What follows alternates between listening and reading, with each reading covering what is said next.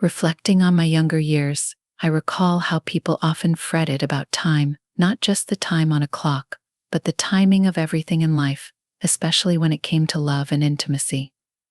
As a young woman with little experience, I, like many others, thought that the length of a sexual encounter determined its quality. But over time, I came to understand that pleasure isn't ruled by the clock. What truly matters, you ask? It's the connection, the gaze that disarms, the touch that makes you feel secure, the mutual surrender that goes beyond the physical. There's a wisdom that only time can bring, and I'd like to share that with you. Have you ever wondered why we're so fixated on duration? Who made us believe that minutes are the measure of success? Science has answers, but they're far more complex than simply counting seconds. Don't be misled into thinking a stopwatch can gauge your happiness between the sheets. Let's discuss sensations, emotions, and above all, presence. The success of an intimate relationship is rooted more in awareness, respect, and communication than in the time spent physically together. Have you ever felt complete with just a single touch from someone? That's exactly what I'm talking about. Science tells us that pleasure is deeply tied to the mind, not just the body. When the mind is engaged and there's genuine communication, time seems to fade away. Real satisfaction isn't about how long it lasts, it's about how it makes you feel. So, how long should a sexual encounter last? Is there a magic number that guarantees mutual satisfaction? You might be surprised by my answer, and I invite you to stay until the end of this video. Don't miss any details because what we uncover might change your perspective on pleasure and time. This question comes up a lot, especially among those who are concerned about premature ejaculation or difficulties in reaching orgasm. Naturally, we wonder how long is enough for a fulfilling, satisfying sexual experience. Is there truly a precise measure for pleasure? Let me share an intriguing fact with you. In 2009, the Journal of Sexual Medicine in the United States published a study on this very topic. Yes, researchers were already eager to understand this. They timed the length of sexual activities to see how it impacted couples' satisfaction. But before we delve deeper, let's understand their methods. The scientists took a thorough approach to quantify something so sensitive from the moment pleasure starts until the climax. Can you really just set a timer? Well, for the sake of research, that's exactly what they did. They sought something measurable, even though we all know that sexual experiences go beyond minutes and seconds, don't they? Each couple has their own definition of satisfaction, and what works for one pair may not suit another. In medical terms, this is called intravaginal ejaculatory latency time, a complicated name that simply refers to the time between penetration and ejaculation, marking the end of the encounter. Now let's talk about this fascinating study. It involved 500 couples across 5 countries who timed their experiences over 4 weeks. What did they find? The average duration of a sexual encounter was 5.7 minutes, but there was a huge range from just 0.1 minutes to a staggering 55 minutes. And interestingly, the duration varied by country.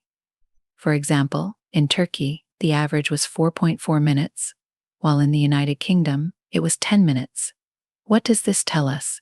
There's no universal rule. Satisfaction is personal, and time is just one factor. What satisfies one couple may not work for another. Here's another interesting detail. Men were asked about their ideal duration for sex.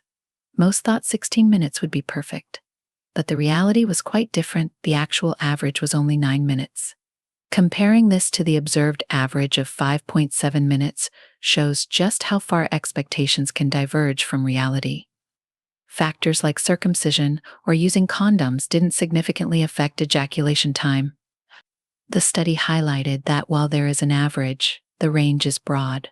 Physical, emotional, and psychological aspects can influence these experiences in ways that aren't always obvious. Now, if you're a man who lasts less than 5 minutes in bed, let me assure you, there's no need to worry. This doesn't automatically mean something is wrong.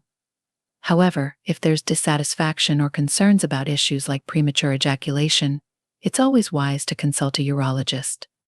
And it's worth noting that the old definitions of premature ejaculation, which limited it to 1 or 2 minutes, have been updated.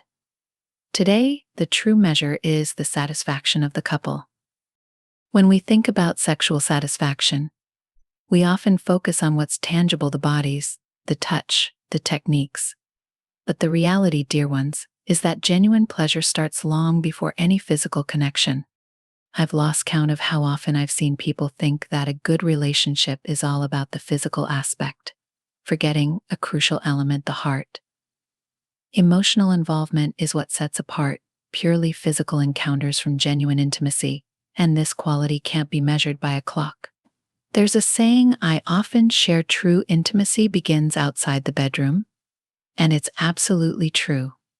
Think back to the last time you felt a deep connection with someone, where just a simple look from them could either soothe or energize you. It's these instances, these brief exchanges, that lay the groundwork for a truly fulfilling, intimate experience. Science backs up this reality. When we form an emotional bond with someone, our bodies react in unexpected ways. The brain, always orchestrating our experiences, releases a blend of chemicals, most notably oxytocin, known as the love hormone. This chemical is produced during close physical interactions like hugs and kisses, and plays a key role in making us feel connected to our partner, turning a mere physical encounter into something richer and more profound. But the essence of emotional connection isn't limited to chemistry. It's nurtured through mutual respect, understanding, and empathy. When we're with someone who genuinely cares about us, every action and touch takes on a deeper significance. It becomes more than a physical act, it becomes a transfer of energy and emotions. When we feel secure and appreciated emotionally, our bodies become more receptive to pleasure. In contrast, if that emotional bond is missing, the duration of the act becomes irrelevant. It remains just that, an act. Genuine intimacy doesn't come from flawless techniques or perfect performances, but from the depth of our emotional connection. When we are truly engaged emotionally, time loses its importance, because what truly matters is the intensity of the experience, not how long it lasts.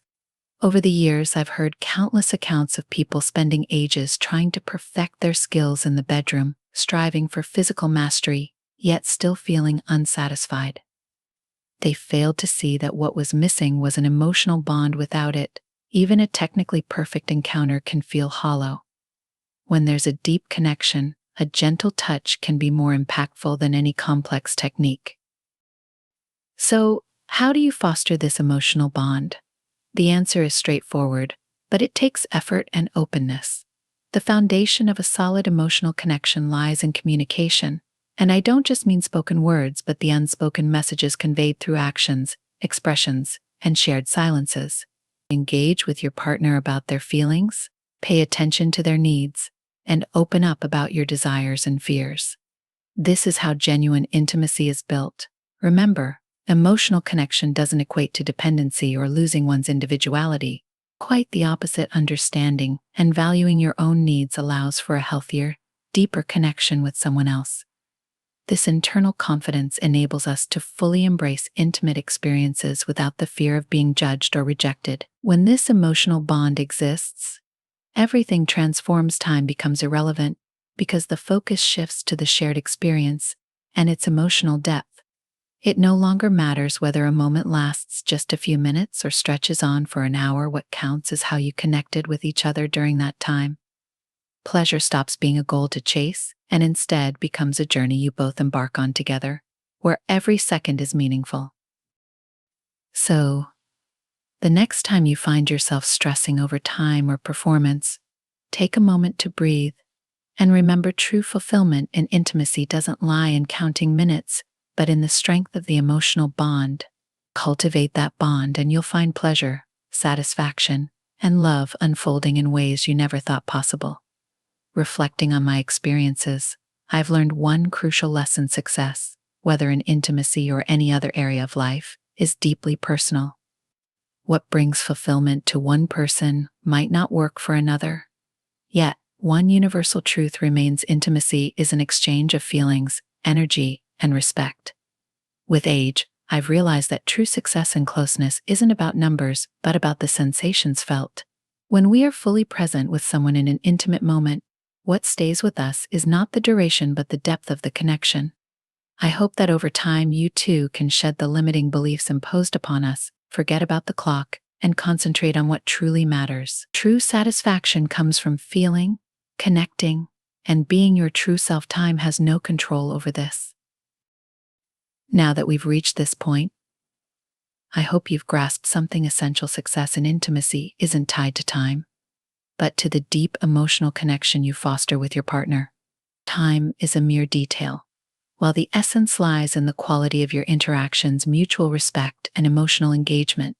Every touch, every well-timed word, every glance full of meaning, these are what make an experience truly memorable. If there's one takeaway I want to leave you with, it's that true satisfaction in intimacy isn't measured in minutes or seconds. It's found in being present, open, and respectful. And when you internalize this, you'll discover how your intimate life can thrive beyond your expectations. My advice is simple yet impactful. Don't get caught up in external pressures about what your intimate or personal life should be. Focus on creating real connections, respecting each other's feelings, and honoring your own needs. Life is built on profound moments, not precise measurements.